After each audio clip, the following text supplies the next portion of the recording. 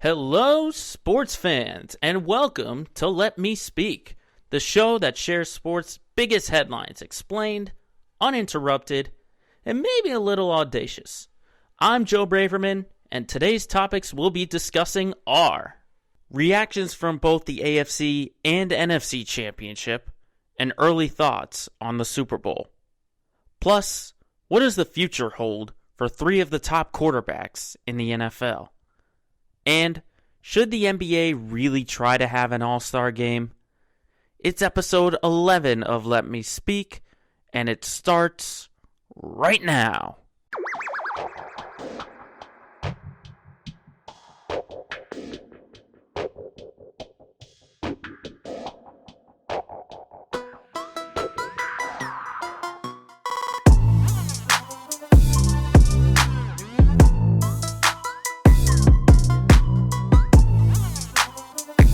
Thursday, January 28th, 2021. We welcome you once again to the newest edition of the podcast, Let Me Speak. We've got a tremendous lineup of topics, a lot of interesting takes, so let's get right into it as we now know what the Super Bowl is going to look like, and we'll talk about the AFC and NFC Championships. And obviously the first game on that championship Sunday was the NFC game between the Tampa Bay Buccaneers and the Green Bay Packers. What a surprising result, at least for me personally, to see Tampa Bay beat Green Bay 31-26. Now, I will say, watching the game early on, Tampa just looked like they were clicking on all cylinders in terms of offense. They just came out firing. They had 351 yards in the game. Near the end, though, there were still a little bit of questions as to if they could really punch it in, get those solidified scores. But hey, when you were up 28-10, maybe that's all you needed. They sealed it up and got themselves to be the first team to host the Super Bowl. That's right, they're going to be playing in the Super Bowl in their home stadium. And just the perspective on Tom Brady, what a career. I'm just absolutely stunned. And this isn't the New England Patriots fan inside of me coming out. This is the NFL football fan looking at greatness that probably will never be reimagined or accomplished yet again. I mean, Tom Brady, he's 43 years old. All right, he spent 20 seasons in New England, and now here in his first season with a whole new team, a whole new franchise, new coaching staff, players, he finds himself once again in the Super Bowl for the 10th time. The 10th time. Unbelievable. It is absolutely stunning. You know, normally you have like maybe a coach or like a player who's like a veteran presence in the locker room.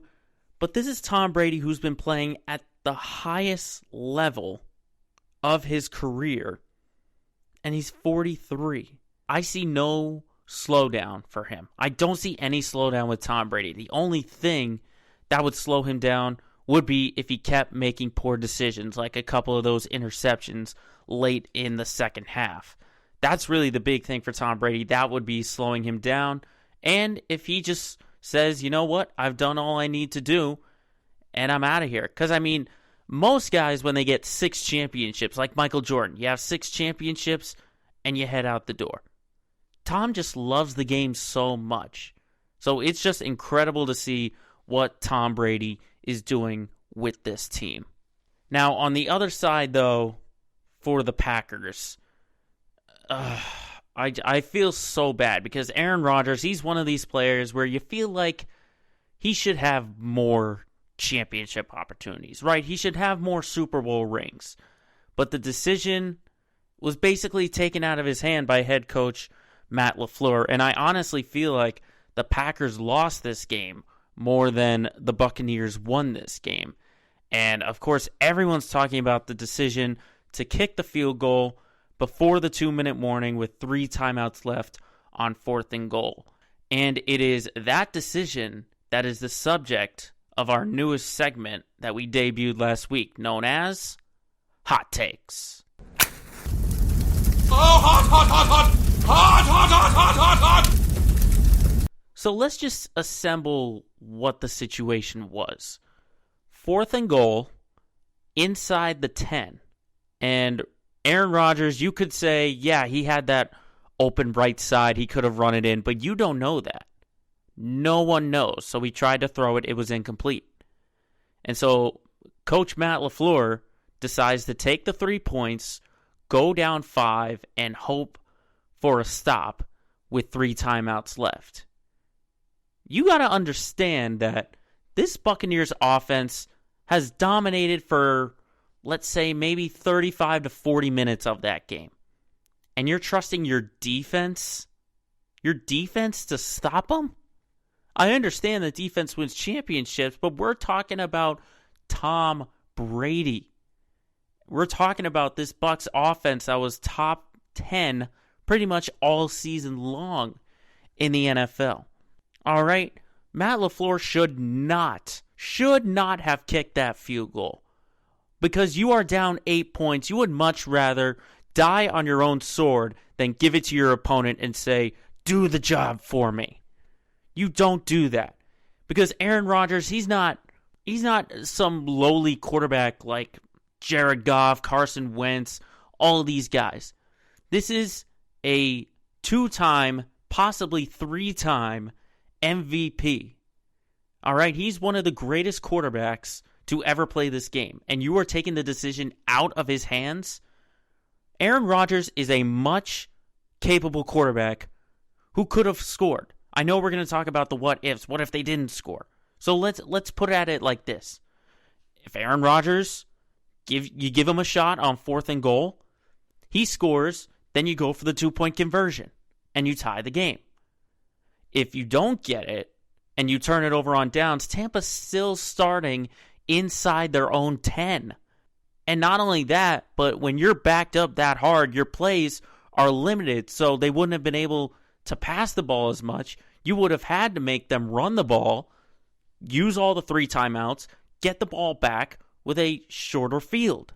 This is maybe a worse decision than when Doug Peterson benched Jalen Hurts in Week 17. And I know that was our LOL moment, but this is the biggest head-scratcher of them all. Okay, Green Bay was in a position to come back and tie that game. But head coach Matt LaFleur, I don't know if it was instincts, if he had pre-planned this ahead of time, but that was an awful decision. With another quarterback, it may have been different. But even with a quarterback like names I just mentioned, you still have to take a shot for the end zone. It is 4-down territory when it is that late. Right before the 2-minute warning, that is 4-down territory, especially in a conference championship game. And there's so much frustration because everyone knows that this Green Bay team was much better than last year's Packers team who lost to the 49ers in the NFC Championship. This team was so much better. They had the weapons. They had a capable enough defense to stop it. And Matt LaFleur goes and pulls that. A terrible decision by the head coach of the Green Bay Packers. And I think unlike Doug Peterson, it won't cost him his job, but there's definitely a lot of eyebrows to be raised at that man. So then in the second game of the AFC Championship, that was a much more stable game, not really a close game, but it was definitely entertaining to watch. And honestly, it was just a classic Patrick Mahomes, Kansas City Chiefs performance, beating the Buffalo Bills 38-24.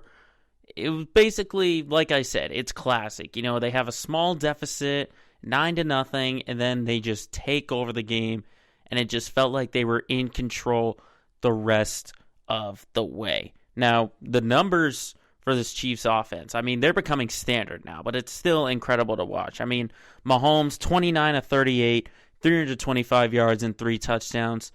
A perfect game. Maybe the game of the year for Patrick Mahomes in that performance.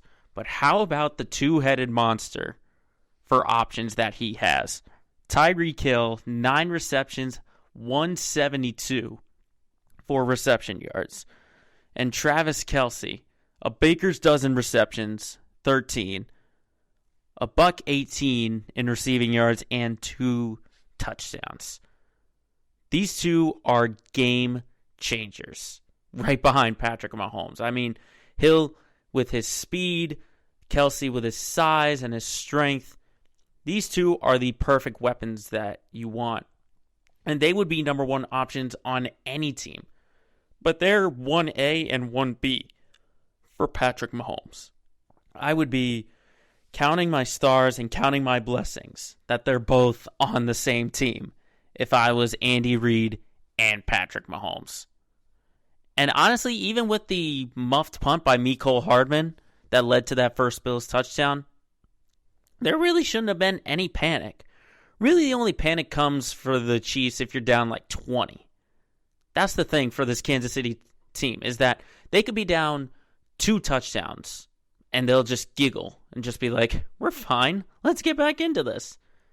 3 touchdowns is what you got to do to at least get some momentum to have a chance to beat this team.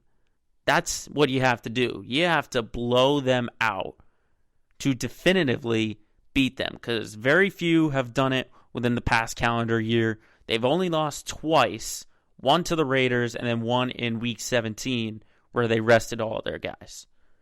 But on the other side for the Buffalo Bills, you have to feel bad because this is a re-energized fan base and team. What a tremendous year it was for the AFC East champions. And this just feels like a learning experience for Buffalo, all right? They have a very young team. They have a lot of young guys. And honestly, this could just be the beginning for Josh Allen. Because I really think the inexperience of Buffalo just came into play, having these big-time games. We know that the Chiefs have done this before, literally a year ago, almost to the date. Buffalo, they hadn't been in this position in 20 years. 20 years. And they've only just gotten back into the playoffs for consecutive years in that same exact time frame. But Buffalo, I really do think that the future is bright for them. And it almost feels like they're taking one step at a time to eventually get to the top of where they're supposed to be. You know, in Sean McDermott's first year, they make the wild card, and they unfortunately drop that game. Then they make it the next year with Josh Allen, and they do drop it to the Texans, but again, it's learning. They've learned from that. Then they get to this year into all the way to the AFC Championship. So you almost feel like the next step is to get to the Super Bowl, and the step after that is to win the Super Bowl. But I think this Bills team, in the early preseason rankings for 2021, are the biggest test for the Chiefs for next year, because they can retool, they can get another option on offense beside Stephon Diggs. You can get Zach Moss back. He can be your feature running back, maybe establish a better run game. And not only that, beefing up on defense so you have the players who can stop teams like Kansas City. I'm totally high on Buffalo and the trajectory path that they're taking for years to come. And so with that, we look at Tampa Bay versus Kansas City in Tampa. Buccaneers' first team ever to play the Super Bowl in their home stadium. Now, early thoughts for Super Bowl 55 is that it feels like a shootout is coming, because these are two high-profiled offenses, and they've got weapons galore. I mean, I mentioned Tyreek Hill and Travis Kelce, but how about on Tampa's side? You got Mike Evans, Cameron Brate, Leonard Fournette, Rob Gronkowski, and then more weapons on the Chiefs side. You have Le'Veon Bell. You have Mecole Hardman. You'll get a healthy Sammy Watkins. For Tampa, you get Antonio Brown back. I mean, there are weapons galore at this team. But like we see year in and year out, it's all going to be about the defenses and who can make that one big stop. And while I do talk about that defense, it does feel like this could be a greater scoring matchup than in Super Bowl 52 between the Eagles and the Patriots, where it was 41-33. It definitely feels that way. And of course, the big story is the quarterback battle. Tom Brady versus Patrick Mahomes, part 5. Okay? Now, this is kind of different because they've split the first 4 meetings, but Mahomes has won the last 2. So you have to think there's a little incentive right there for Mahomes. You know, he was still a young guy when Tom Brady was in his last couple years with the Pats, and he just got the better of him. Now that Mahomes is experienced, he knows what the feeling is like. He's definitely got a lot more confidence in recent years versus Tom Brady. But who knows? Maybe Brady has Mahomes' number. You'd never know about that. But the big thing I'm looking at as well is the loss of left tackle for Kansas City, Eric Fisher. Okay? In the AFC Championship game, he tore his Achilles, and I think that hurts more than most people think. Because your left tackle, that's your edge rushers. Those are the edge rushers for Tampa Bay, and they've got a lot of great rushers. They've got Shaq Barrett. They've got JPP, Jason Pierre-Paul. You have Ndamukong Suh. You have Devin White. I think Tampa has a good D-line there where they can at least force Mahomes into possibly making some mistakes, but you also have to contain him in the pocket. You can't let him escape and let him do his magic like we've seen since he entered the league. You have to keep him in the pocket. And who knows what that offensive line will do for Kansas City? But, I mean, when you lose a two-time Pro Bowler and Eric Fisher, a former number one pick, I think that hurts a lot more than people think. And who knows what that shift line is going to do about the over-under, how that offensive line is going to look. But all I know is that the Chiefs, they're going to have to pull some magic. And they're going to have to keep up with Tampa. And same thing for the Bucs. They have to keep up with Kansas City. But who knows? We're still a week and a half away from Super Bowl 55 in Tampa. And there are plenty of things that can change.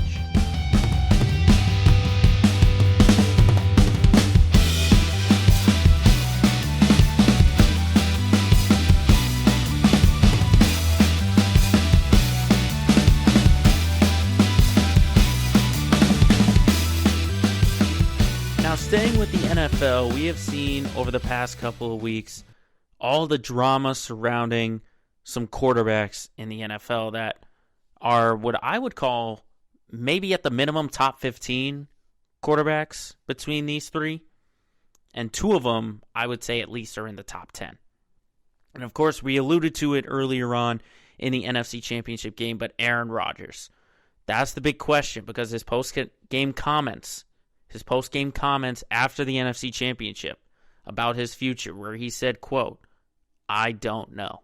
The reports are coming out that Aaron Rodgers would like an extension. He wants an extension onto his contract. Now, think about where his contract is right now.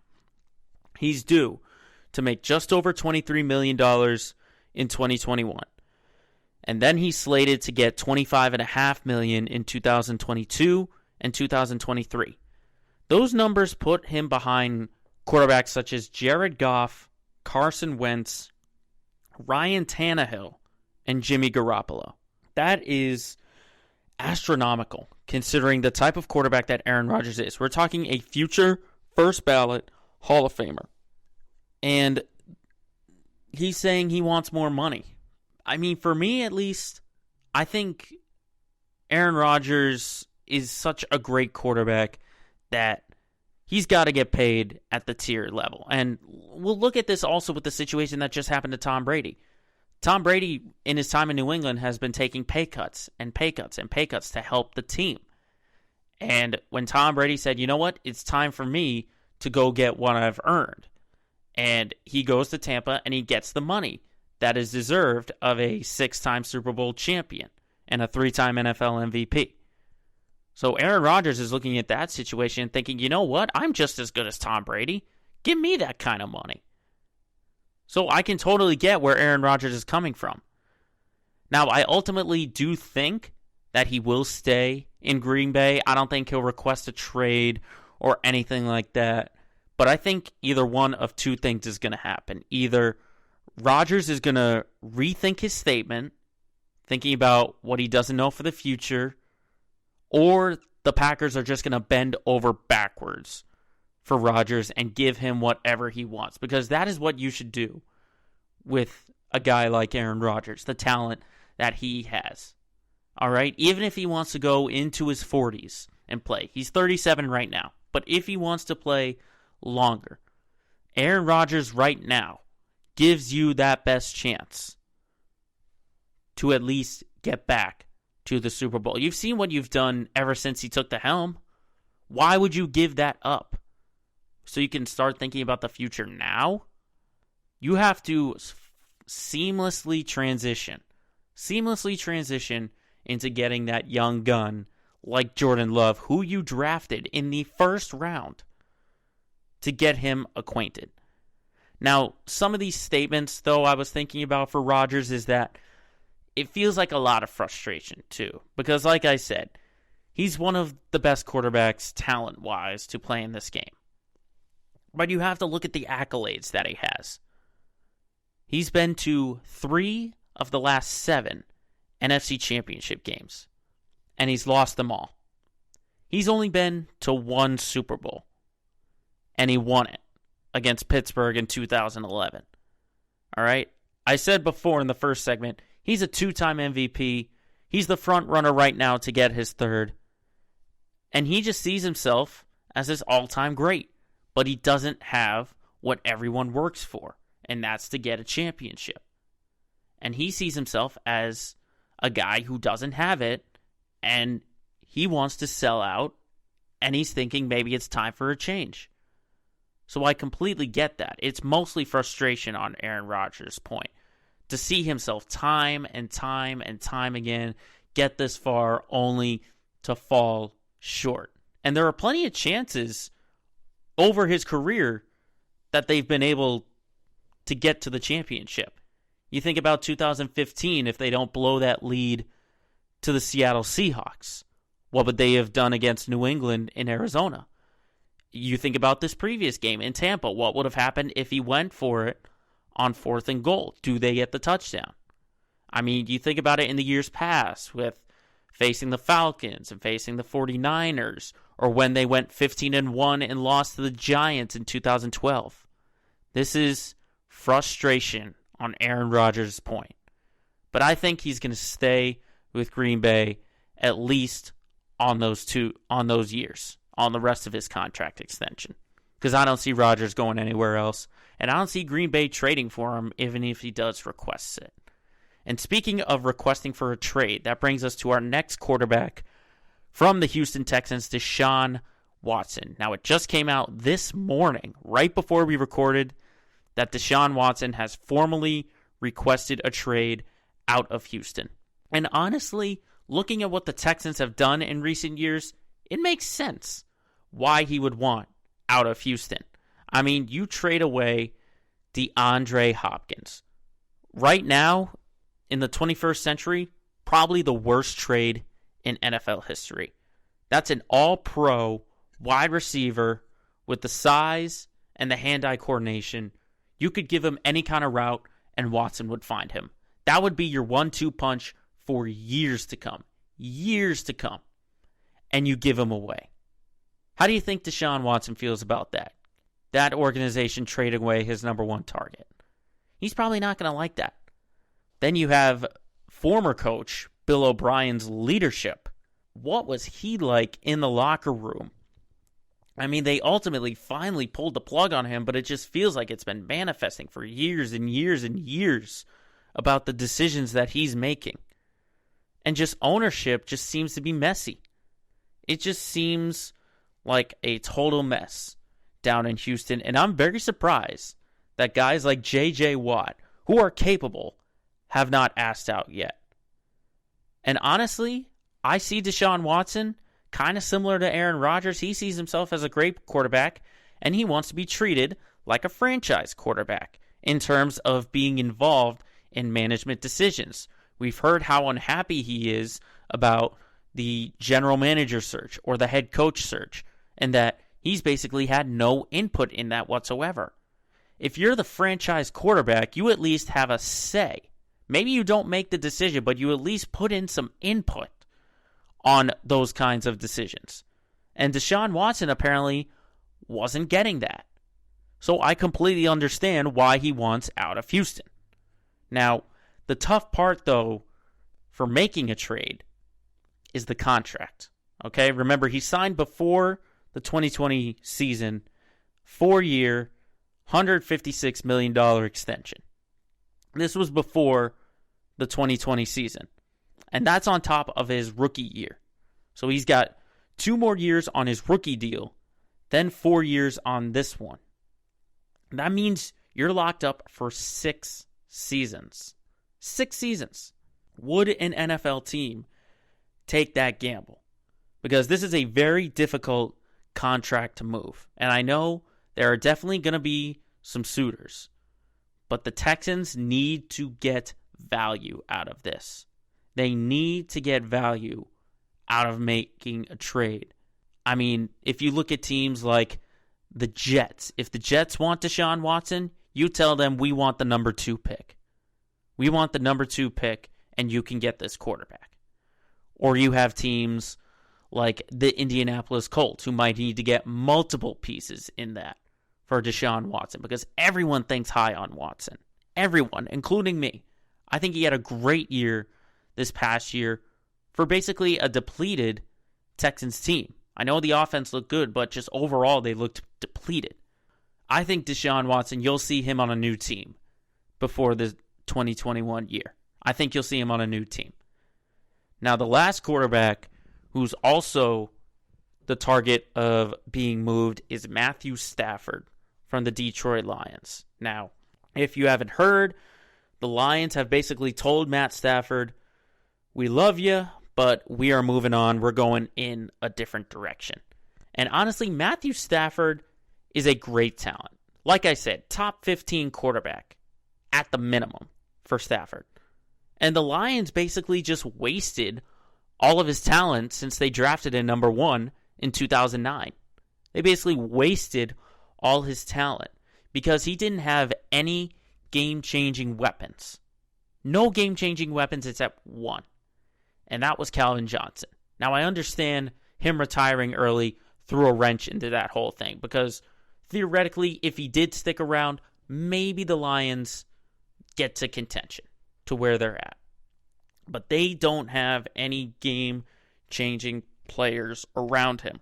Okay, Stafford was carrying the Lions ever since he stepped foot behind center for Detroit. Ever since. And if I'm Matthew Stafford, I'm saying, you know what? I'm in my 30s. I need to make value of my last few years, and I want to go to a playoff caliber team. I think the Lions respect him enough where if he put out a team, they would put in that effort to get him going. And I think you have a bunch of playoff caliber teams out there. The 3 big ones for me, the Patriots, the Colts, and Washington. Those 3 teams need quarterbacks. Those 3 teams are looking to make the next step in either rebuilding or taking the next step. I think those teams would be the top 3 picks. If it were me, if I was Matthew Stafford, I would look at those 3 teams and I'd say, I want one of them. Because the Patriots, they struggled, but they were 7-9. And they are definitely going to retool and get aggressive. The Colts just had Phillip Rivers retire. You bring in Matthew Stafford with all of those weapons around him, Stafford can make stuff happen. And Washington, 5 quarterbacks in 2020. You need some stability. And Washington has a strong defense, much stronger than Detroit. And you can get to the playoffs with that team. But then, of course, you have other teams who need quarterbacks like the Jets that I mentioned, or the Chicago Bears, the New Orleans Saints, the Denver Broncos. I would say the Jacksonville Jaguars, but they're going to pick Trevor Lawrence at number 1, so they're not going to need a quarterback. But looking at all of this, with the amount of quarterbacks that are in the NFL draft, and all of the free agent options or the trade options, this quarterback class is stacked. I will say it. It is stacked. And it's going to be really exciting to see who is going to be the man under center for all 32 teams in the NFL come the 2021 season.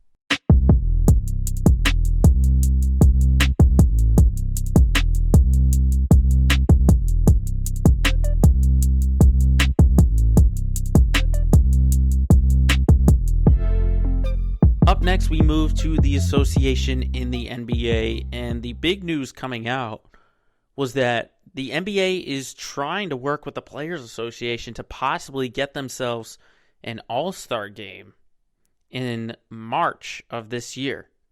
Let me say that again. A game. Not All-Star Weekend like we see, not all the festivities, but a game down in Atlanta during the midway part of the first half and the second half of the NBA season. Now, here's my question for management and Commissioner Adam Silver in the NBA. With the amount of games that have been postponed so far in this NBA season, why do you think it's a good idea to try and play another one? And not only that, with players from different teams and different organizations. Why? How is that a good idea? Is it a financial thing? Is it a financial reason? So you can make more money? Because that's all this is. That is all this is. In no good way, in this time, should the NBA be trying to get any extra games. You have one season to get through, and you're barely surviving now with the amount of postponements you have with this game. Okay? In this first half, you have to get the season more than the All-Star game. You can still have All-Star voting, which I believe opens today. So you can vote for your favorite NBA All-Star. You can have voting, and you can have a little virtual ceremony. But a game? A game? Are you kidding me? An exhibition? Why? Just so you can showcase the NBA's greatest players for financial benefits? I don't think so. This is not a good idea. And I'm saying this now at the end of January. This could be completely different at the end of February. Because we don't know where this pandemic is going to be. If we're going to have enough vaccine doses to start and slowly get ourselves into normal life. We don't know that. We don't know that. But I'm saying right now, in this moment, on Thursday, January 28th, that playing and hosting an all-star game is not right. It is not beneficial right now. And I don't know why the Players Association would want to say yes to this. Okay, I don't know why Chris Paul would have this meeting and say, you know what, let's have a game. Let's have a game. Let's risk it even more. Because if you play this game, you then go into the second half with possible exposure to maybe a dozen or so teams. Maybe more. Probably more. Do you really want to take that risk? The answer is no. You do not want to take that risk. Even in March, if things are on a downward trend, you do not want to take that risk. Because the number one thing right now for the NBA is completing a season, getting through to the playoffs, and ending the championship on time. On time. Because remember, there was only about 2 months before teams could get back in an off season and then start up a new year. Only 2 months. And we're talking about the Lakers and the Heat who made the NBA Finals. Some other teams had longer periods of time. But again, an all-star game right now is not beneficial. It's not. It is too risky. Because think about the multiple postponements we've seen with the Celtics and the Grizzlies and the Wizards. Do you really want to risk more of that? I say no. This is not a good idea. Not a good idea. You can have a virtual sort of thing. Maybe what I liked at the beginning of this was on ESPN, the virtual little horse tournament between NBA players, legends, WNBA players. I like that. Why not have a little bit of that? Why not do a virtual thing? Maybe a free throw contest or a virtual 3-point shootout. That would be fun. That would be really fun. A virtual sort of festivity like that, like a slam dunk contest or a virtual 3-point shootout. That would be a lot of fun. I would definitely tune in to watch that. And it can be done virtually. It can be done. So I think doing that virtually with like a 2-week break in between the first half and the second half and pulling all this together, I see no issue in taking that route rather than trying to play an all-star game. It's just not ideal. Not ideal at this time. And it's going to be a very contagious couple of weeks where the NBA and the Players Association will have to agree. Is playing an all-star game going to be fun, a duty, or is it going to be risky in a pandemic?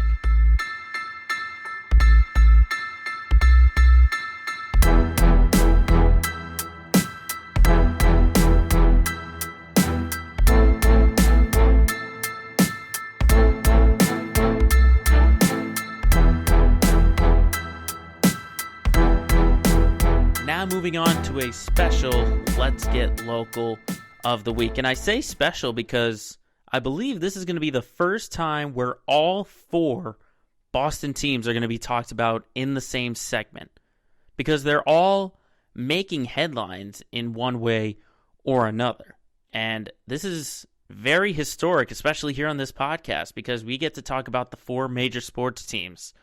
And we'll start, again, going back to the NFL, in the vision that the New England Patriots have right now. Because their former quarterback, their former franchise quarterback, Tom Brady, who spent 20 seasons with this Patriots team, how should they feel after seeing their former quarterback and their former tight end in Rob Gronkowski go to the Super Bowl? And I will just give you a one-word answer on it. The Patriots should feel foolish. Foolish. And I will tell you why. Because Tom Brady has shown that it was all him. That he didn't need Bill Belichick as much as Bill Belichick and the Patriots needed him. Okay?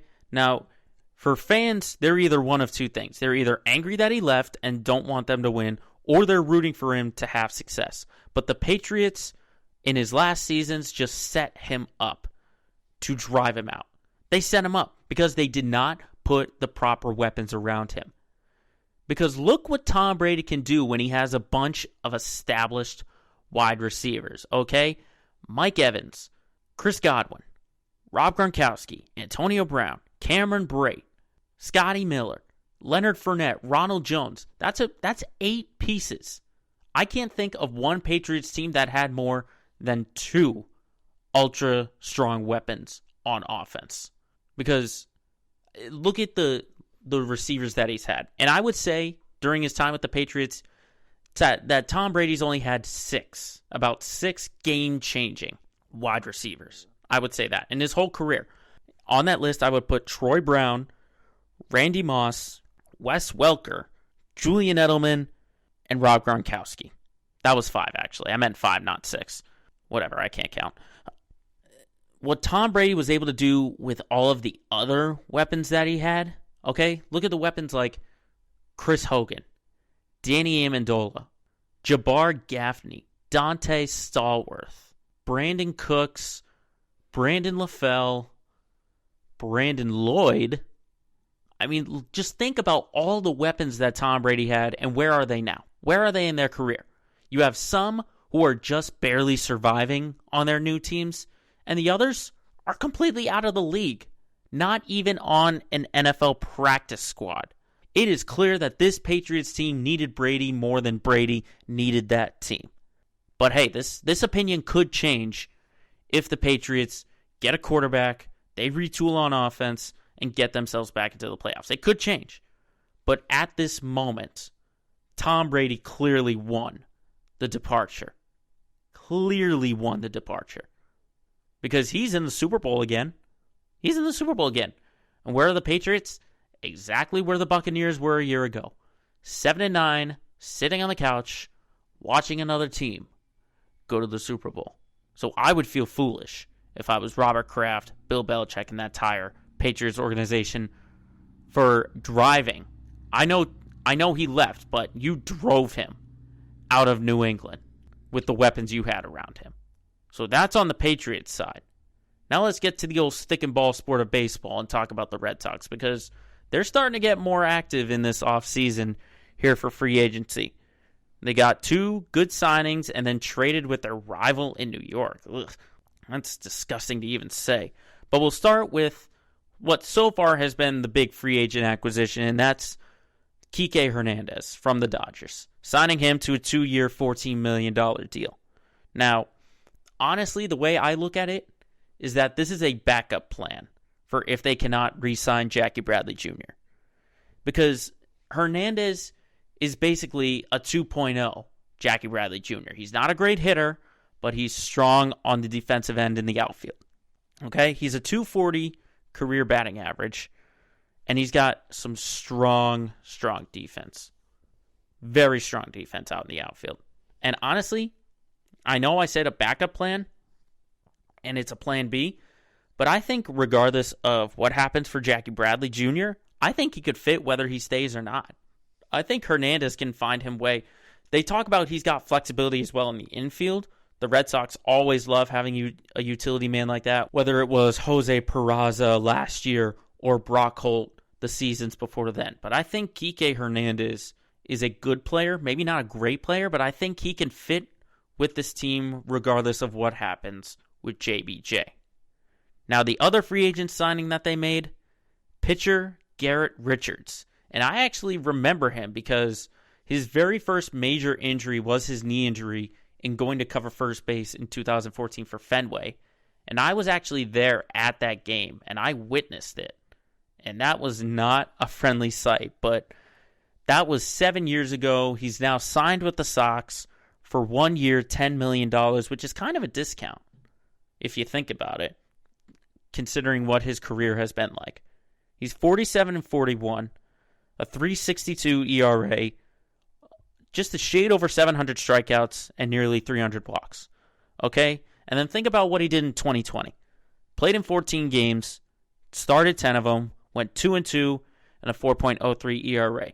Now, he did go to the bullpen during the Padres postseason run, but I think that flexibility in the rotation would really help for the Red Sox. You can put him in the rotation when you see a guy go down like Martin Perez, or maybe when you're waiting for Chris Sale when he's coming back from Tommy John surgery. Not only that, you can move him into the bullpen, because what did this Red Sox team need? Arms in the bullpen. And he gives you that. He gives you that in the bullpen if he can't be a starter. Now, obviously the one question that will surround his career is health. Because last year was really his first full season, and even that was a shortened season. That was only about 60, 70 games. So, can he do the full 162? We don't know that. Even if he can make maybe like half of them, maybe a little more than half, I think that would be a win. If you can get that 1 year out of it for Garrett Richards, because he's a good pitcher. He's a good pitcher. I remember before the injury 7 years ago, they were talking about him maybe being a future All-Star. But just the injuries have set him back. And, now he's 32. Who knows if he's the same guy that he was in those years, or maybe if he'll be the same guy that we saw with San Diego. But we don't know that. I like it for now, but if he can stay healthy, then I will really like it. And then obviously, the last big move was trading with the arch rival New York Yankees and getting what I would call an established arm in the bullpen in Adam Ottavino. First thing I'm wondering is, why are the rivals trading for each other? Why?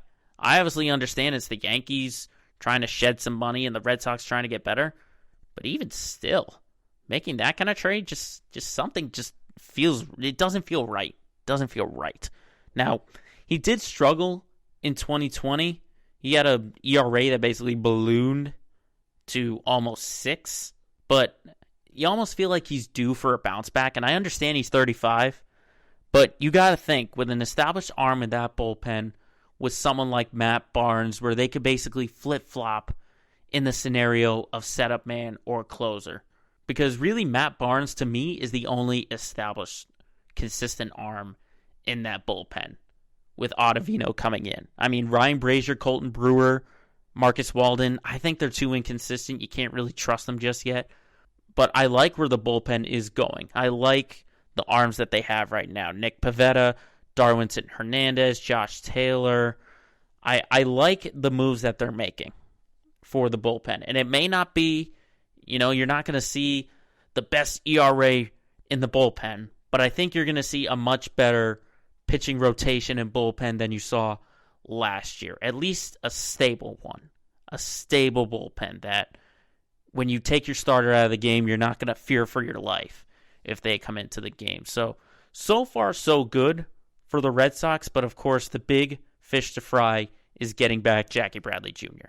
And I think if you can get him on some kind of a discount, maybe like a 2 or a 3-year deal, I think that would be perfect for the Red Sox. And not only that, because he's a fan favorite, but he is a Gold Glove caliber defender that you would rather trade and get pieces for than to let him go away for free. That would just be me. Re-sign JBJ. So now we move on to the ice, where we talk about the Boston Bruins, where they've really picked up the slack and gotten on a little bit of a hot streak, winning 3 straight, heading into tonight's game against the Pittsburgh Penguins. So far, these last 3 games, they've been close, but hey, you get the 2 points when you get that victory. The 5-4 shootout win versus the Flyers, then beating them again 6-1, and then the 3-2 overtime victory against Pittsburgh. Now, this Bruins team, they look good, but I think they still can do a little bit better because the offensive load looks great with Brad Marchand, Patrice Bergeron, and Nick Ritchie really carrying the load right now.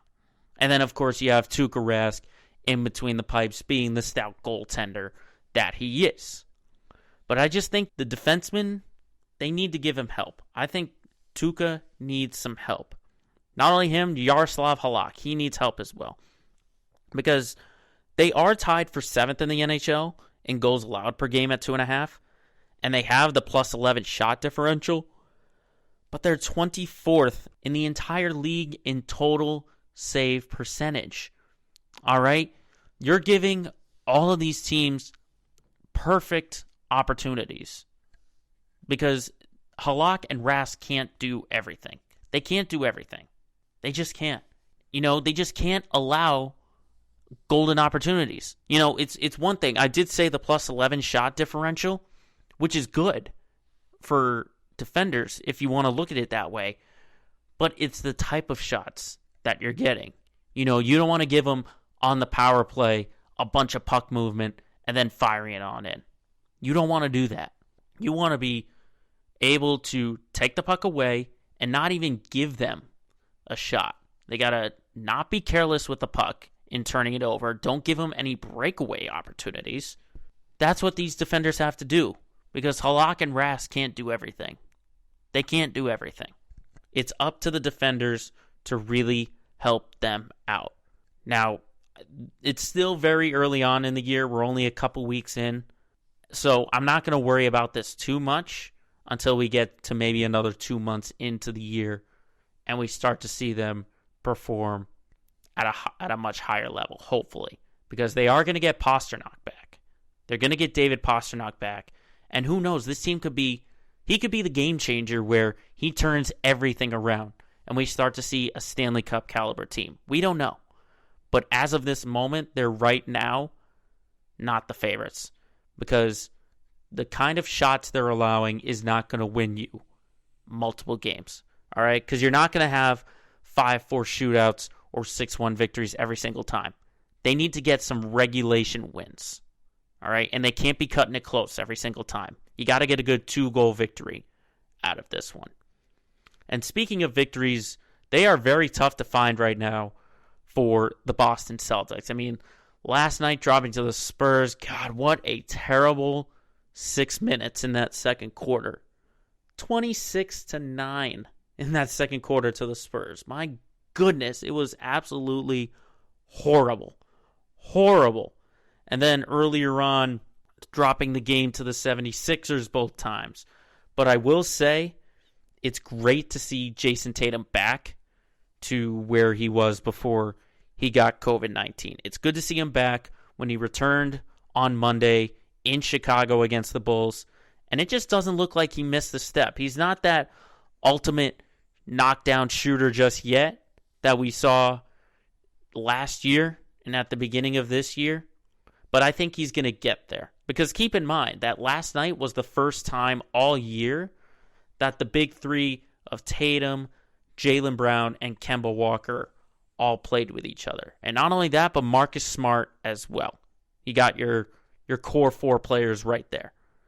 So I'm not going to panic too much about this stretch that the Celtics have been on, losing, I think 4 of their last 6 it was. I'm not going to worry too much because it's just going to take some time. And this is a tough stretch. I mean, the 76ers look great. They look like a top 3 team in the conference at this moment with the pieces that they have. And it could be like an early stretch. But like I said, this team just needs time to gel. And the Spurs went, in that game against the Spurs, Brad Stevens went about 12 or 13 guys deep. Okay? And they don't feel like they're comfortable with each other and their style of play. And part of that has to do with the constant change in the rotation, with the injuries, with Tatum and Rob Williams getting the COVID-19 virus. And there's still a lot of moving pieces. And don't forget, Peyton Pritchard's out for 2 weeks with the sprained knee. But it's still, Brad is going to have to find his rotation and how they gel. Because you have your core 4, but what does the depth look like? What is the depth going to look like behind him, and how is that rotation going to look?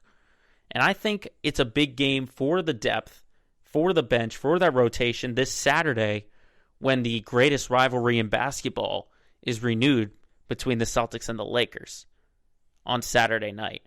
Because I think if the Celtics' depth can match the Lakers' depth, let's remember the Lakers, how deep they are. I've said it over and over and over, how many pieces they got in the offseason with Caruso and Harrell and Matthews and Dennis Schroeder and all the pieces that they got.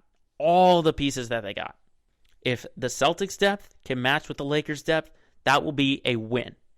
And I think the subliminal win is that if they can be competitive, even if they lose, as long as they're competitive and they take it all the way to the end, I think you have to look at it as a subliminal win for this Lakers team. Because if you see this team and you look at that performance, if they can hang with Los Angeles and be just like, hey, you know what?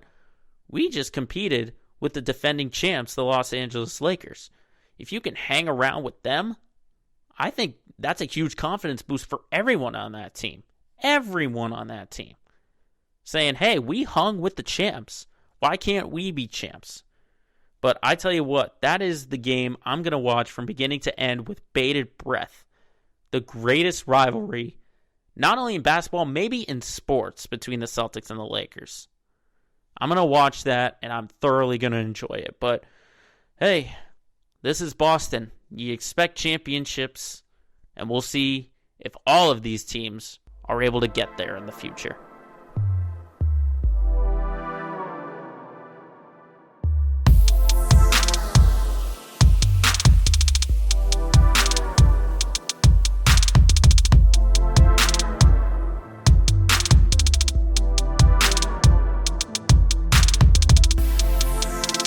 So now it's time for our last segment of the episode. Now, normally at this time we do our head scratcher LOL moment of the week, but we're not going to do that this week. We're going to take a little bit of a pause, and we're going to introduce something a little different and a little unique. Now, everyone's got a love of something that might be different than what others think, and it's called a closet love. And my closet love is motocross and dirt bikes and all of that. And what's going on right now is the Monster Energy AMA Supercross season just got underway a couple of weeks ago. And so I'd like to spend a couple minutes talking about that in the newest segment I like to call Rev It Up.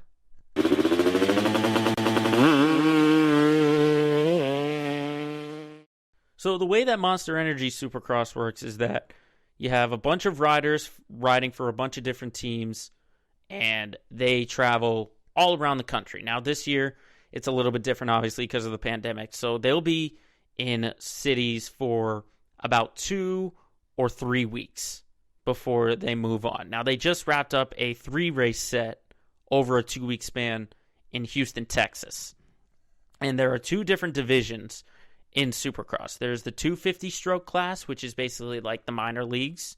And then it's the major leagues, the 450-stroke class. And I want to spend a couple of minutes talking about the 450 class and where they're at heading into the next set of races at Lucas Oil Stadium in Indianapolis. Now, the way the point standings are right now is you have Ken Roczen, the German rider, leading with 60. Then you have tied for second Cooper Webb and Justin Barcia, only down 1 point. And then you have the reigning champ Eli Tomac, who's down 5 points. Now, to give you a little insight on what has happened recently, there was a ton of drama last Saturday night involving the race in Houston, and it involves the points leader from Team HRC Honda, Ken Roczen. Now, he was extremely upset after finishing second on Saturday night, and for good reason. He has every right. He was leading 23 of the 26 laps in that race because they go for 20 minutes plus a lap, and he was leading 23 of those laps. Okay? And he was looking good. He was looking good, and it looked like he was going to get his first win of the season. But then he gets held up by a lapper, by Dean Wilson, who races for Rockstar Energy Husqvarna. Now, as a lapper, if you're getting lapped and you're not on the lead lap, you have to move out of the way. The officials will wave a blue flag, and you have to get out of the way for the leaders. And Dean Wilson did not do that. He was in 11th place, and he saw 10th place right in the horizon of his vision, and he kept going. He held up Ken Roczen, and that allowed Cooper Webb, who's second in the points, to pass him on that last lap, and eventually Cooper Webb would end up winning the race. Now, if that was anyone in the situation that Ken Roczen was in, you would be furious as well. You felt like you had the win, you felt like you were going to get it, and then you get held up by a lapper. That's incredibly frustrating. Incredibly frustrating, so I sympathize with the German-born Roczen, but he shouldn't feel too bad because he looks like the most consistent rider right now in the Monster Energy Supercross Series. He's in a great spot. I know he's only up 1 point, but we've seen in recent years by former four-time champ Ryan Dungey that just having great finishes rather than winning and winning and winning will get you to a championship. As long as you maintain that sort of top 5 status, then you'll be fine. You'll be completely fine. So you just can't have huge mistakes that puts you in last place or near last place. So that's the thing for Ken Roczen. I've been a fan of his for a long time. If you don't know, Ken Roczen had 2 major wrist surgeries, and I mean major wrist and arm surgeries where they almost had to amputate his arm and he wouldn't be able to race again. But he's come back. He's starting to find the form that he did when he first entered the United States in 2012. And he looks like he's getting back to that form, and I think this is the year. This is the year that Ken Roczen does it. I think the number 94 for the Honda squad, Team HRC, is going to win this championship. As long as he doesn't make a big, catastrophic mistake and continues these top 5 finishes, he'll find himself in a great position. Now, for the riders behind him, guys like Justin Barcia, riding for Troy Lee Designs Red Bull Gas, which is a completely new team. He's got to win again to prove that he's not a one-hit wonder. Because for the last 3 seasons, including this one, he's won the season opener, but that was his only win of the year. Only win of the year. And last year, he finished 5th in 2020, which was his best finish since his rookie year in the 450 class in 2013 when he finished 4th. Okay, so Justin Barcia needs a win. And if he has to go bam, if he has to go aggressive and maybe bump some people out of the way, he might have to do it. But Justin Barcia just has to avoid the one-hit wonder stage in his career. But then there's the other guy who's tied for second in the points with him, and that is the 2019 Supercross champion, Cooper Webb, on the Red Bull KTM. Now, I'm not sure he's going to be that win every week kind of guy like he was for the past 2 years, but he's at least going to be a contender. And I just think with 2019, Cooper ran great. I thought he ran great, but there were also a bunch of other great riders who just had some really bad finishes and allowed him to sort of jump up and to get that Supercross championship. Because the win last week kind of felt a little fortunate. I don't know if he's going to be able to get a win like that again. He's probably going to have a great ride, maybe pick up a few more wins, but I don't know. I think he'll be a contender, but I don't think he's going to win that championship again. I don't think he will. Because you have great guys like this next guy I'm going to talk about, the reigning 2020 Monster Energy Supercross champion, Eli Tomac, riding for Monster Energy Kawasaki. Now, he hasn't found the consistency yet to get himself at the top of the title picture at this moment, because so far in the first 3 races, he finished 13th, 1st, and 5th in his first 3 races. Now, that's inconsistency in its finest form. And he's only 5 points back, so it's still early on, but Tomac has just made a career of having poor starts to his season, which has ultimately set him back. There have been, in the first maybe 5 races or so, where he's had multiple races of finishing in the back of the pack, and which has not gotten him a ton of points. But last year, he finally corrected it, and he was able to ride that momentum and get his championship. But I think it's going to have to start in Indianapolis. I think he's going to have to get another win to get himself back at the forefront, remind the entire world that he's the reigning champion, and he's the reigning champ for a reason. He's been called one of the fastest guys on the track in his most recent years, and I believe so. He's racked up win after win after win, and right now he's 7th all-time on the career wins list. I expect that number to go up, especially after this season. But does he win the championship? I don't know, because he's going to have to maintain that consistency. Now, in this weekend for Indianapolis, those 4 guys are obviously going to be contenders, but watch out for some small names like Malcolm Stewart, the younger brother of James Bubba Stewart, who was once the fastest man on the planet. He's on the Monster Energy Star Yamaha, and he's been probably the second most consistent guy in the series. In the first 3 races, he's finished 5th, 7th, and 6th, respectively. So you have to think it's time for him to get a victory. And it's also time for the sophomore rider Adam Cianciarulo, who's also on the Monster Energy Kawasaki, because he's been making a ton of mistakes. He got his first podium of the year last week with a 3rd in the 3rd race in Houston, but he's just got to have a consistent 20-minute race. He hasn't been able to do that since he started in the 450s a year ago, so he's going to have to clean that up. And I think this stint in Indy for the next 2 weeks, there could be a chance that he gets this victory. He's known as one of the fastest riders on the track, but he just has a tendency to make the mistakes. But it'll be very exciting to watch what happens at Lucas Oil Stadium when we see the Monster Energy Supercross Series carry on.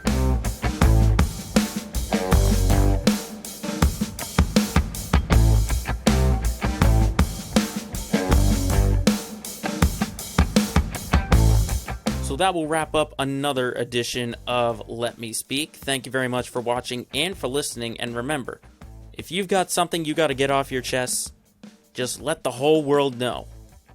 Shut up and let me speak.